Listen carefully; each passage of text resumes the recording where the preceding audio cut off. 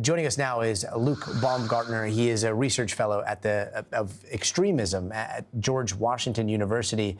Luke, thanks so much for being with us. Like this same site, we're not even going to say its name. It's really disturbing, and it has been linked to other school shootings. It's basically like super easy to access, shows absolutely horrific deaths.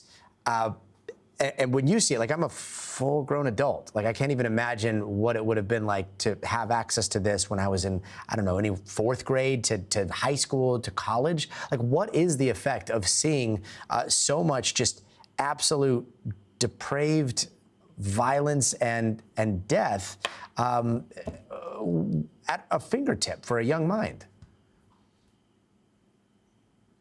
Well, what these websites sort of end up doing to the individuals, especially the young people that look at them and consume the content, is that it desensitizes them to the violence that they end up wishing to inflict on others.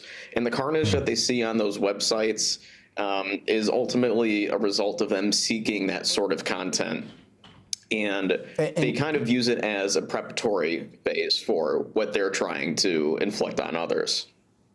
Yeah, and the thing about like ideation, so there's the thoughts that just are in your head, and then there's like the online forum aspect of this, right? I mean, this comes with forums, it comes with chat, it comes with like little, emoji kind of things, very gamified. Like the comment section alone seems to add an entire different dimension to all this, right?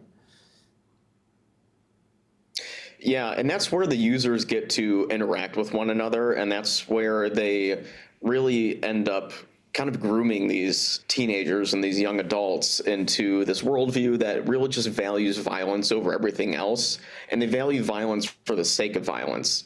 And while there might not necessarily be a coherent ideology behind it, the thing that they value most is death and destruction.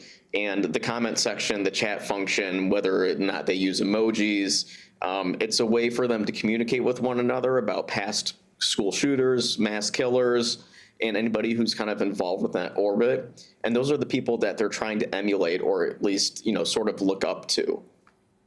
I got to put you on the spot and ask you like the researcher question here, because again, this is it's horrible, and when you don't know about it, then you see it, you're like, oh my gosh.